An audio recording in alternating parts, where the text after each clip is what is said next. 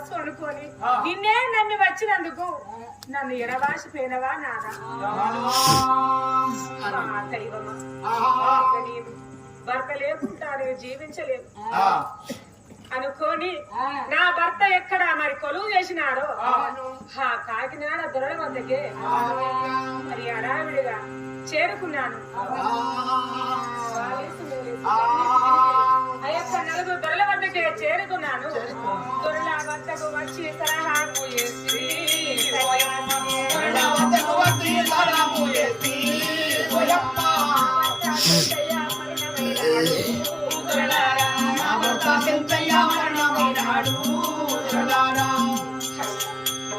ఈ చిన్న వయసులోనా నా భర్త చెంచయ్య మరణమైనాడు.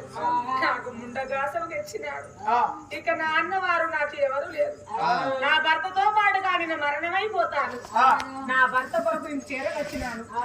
మీ వద్ద కొలువు చేసిన నా భర్త ఈ రోజు మరణించాడు. మీరంటే నా భర్తకి ఎంతో ప్రేమ, ఎంతో అభిమానం. అందుకొరకే మీ సన్నిధి చేరుకున్నాను.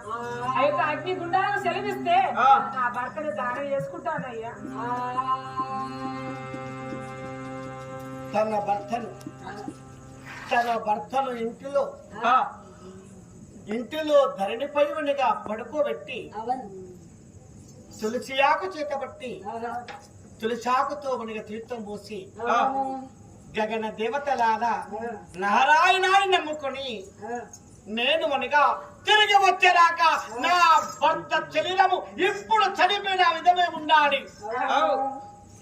అని ఆ దేవాల దేవతలు వేడుకొని భర్తను చెరువుగా బంగారు మనగా పెట్టెలు పెట్టి తాళము వేసి ఎవరు శత్రువులు వచ్చినా ఎవరు దానములు వచ్చినా ఎవరు చేయి దీని మీద పడ్డా రాకూడదు, నేను వచ్చి తీస్తేనే రావాలి అని ఆజ్ఞ కోరుకొని ఏడుగురువునిగా పతారులు మరది సంచలన తీసుకొని మరది అయినా ఆ పన్నును తీసుకొని ఘోరమైన మనగా ఊళ్ళు తిరుగుతూ ఇక్కడ అగ్నిగుండానికి సెలవిస్తారు.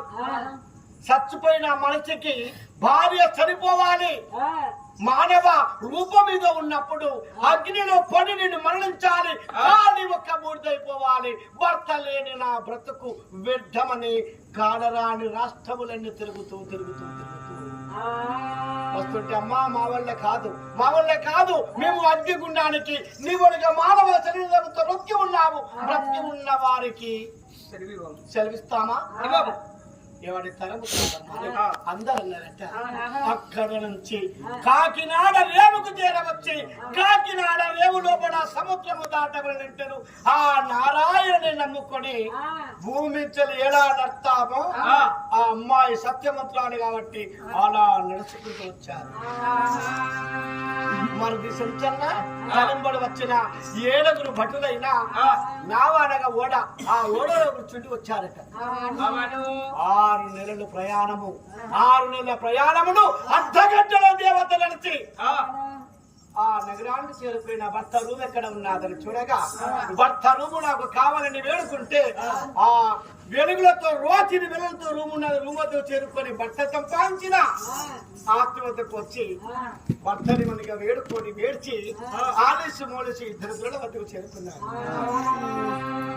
అయ్యా మీ సేవకుడు మీ పెద్ద పాలేరు నా భర్త చనిపోయినాడు, ఈ రోజున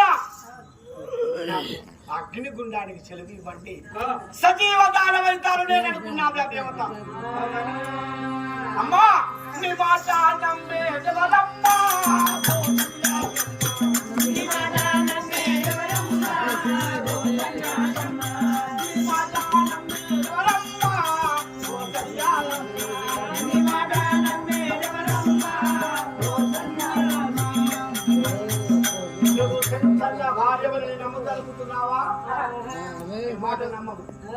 మీ దగ్గర సత్యము ఉంటే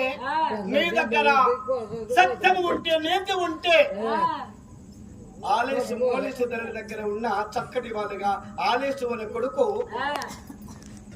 16 సంవత్సరములప్పుడు మరణించితే ఎలా మరణించాడు? ఆ ఓడ మీద వ్యక్తి ప్రయాణిస్తుంటే సముద్రంలో పడి మరణించాడు.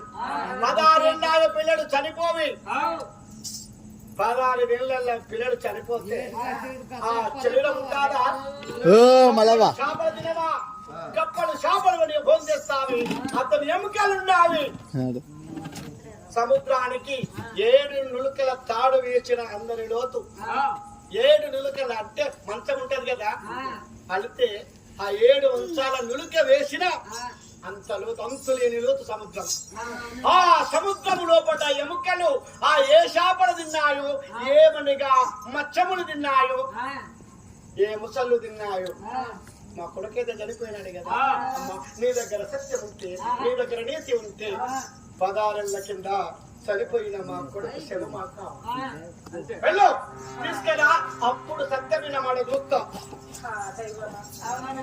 కాకినాడ దొరల వద్దకు వస్తే నా మాటలు వారు నమ్మరాయి సత్యమంతురాలైతే నా యొక్క చనిపోయిన నా కొడుకు పునర్జన్మ పోయేవాడు పలకరిస్తున్నాను కాకినాడ రేవుకు వచ్చి గగన దేవతలారా గంధర్వులారా ఒకలాంటి కొన్ని బ్రహ్మాండ నాయక అని ఆ భగవంతుని వేడుకొని నేనే కనుక సత్యమంతురాలైతే ఆ యొక్క చనిపోయిన ఆ దొరల కొడుకు మళ్ళీ తిరిగి లేవాలని ఆ నది కాడికి వచ్చి ప్రార్థన చేయగానే 16 సంవత్సరాల క్రితం చనిపోయిన కొడుకు ఆ యొక్క నీళ్ళ నుండి లేచి వస్తున్నాడు.